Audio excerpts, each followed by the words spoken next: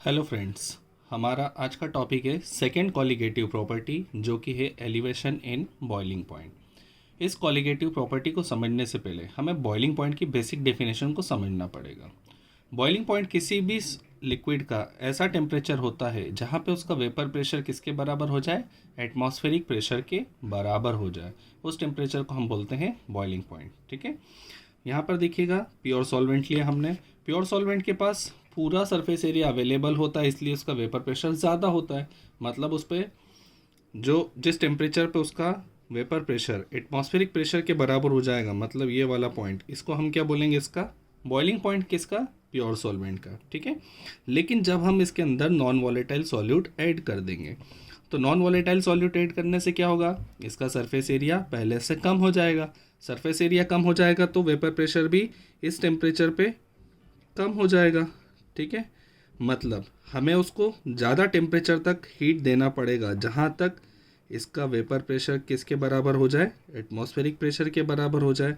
इस टेम्परेचर को नाम दे देते हम T1। ये किसका है, ये वाला जो कर्व है ये किसका है, सॉल्यूशन का कर्व है। क्लियर है, ये T1 माइनस T0, इस टेम्परेचर को हम कहेंगे डेल टी बी। ये जो डेल टी बी होगा हमारा, यही है हमारा एलिवेशन इन बॉइलिंग पॉइंट। इस डेल टी बी को हम कैसे कैलकुलेट कर सकते हैं, T1 माइनस T0, और इसको क्या कहेंगे हम, elevation in boiling point. T0 यहाँ पर क्या है, boiling point of pure solvent, and T1 क्या है यहाँ पे, boiling point of solution.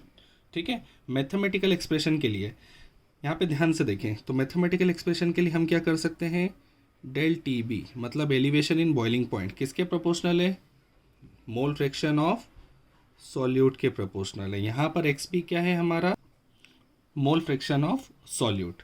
Proportionality का साइन हटाते हैं तो del T B is equals to क्या हो जाएगा, के एक्स बी। क्लियर है, के कांस्टेंट ऑफ प्रोपोर्शनलिटी है। ठीक है, एक्स बी मोल फ्रैक्शन को हम क्या लिख सकते हैं वो बात देखिएगा, K B is equals to K into moles of B upon moles of B plus moles of A.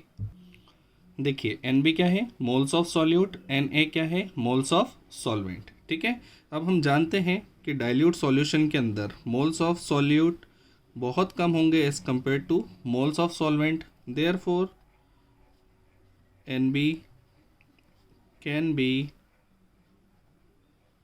neglected in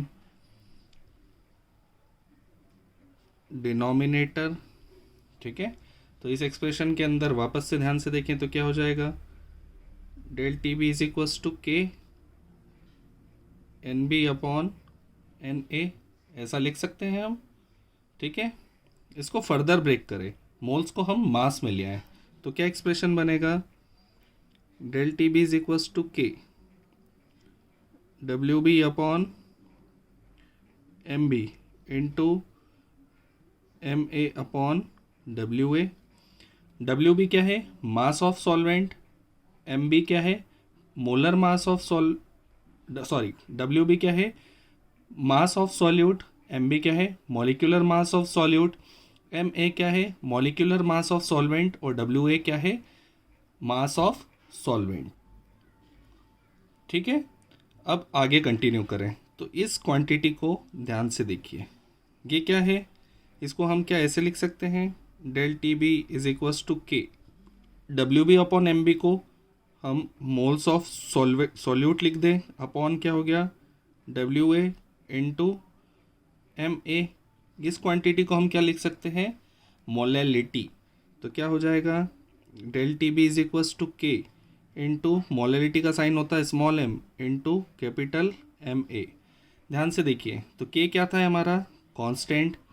क्या molecular mass of solvent change होता है, नहीं होता, तो ये भी कांस्टेंट और ये भी कांस्टेंट, इन दोनों को मिला करके हम नया कांस्टेंट बना देते हैं जिसको हम बोलते हैं के बी। तो के बी इंटू क्या बचा, स्मॉल एम।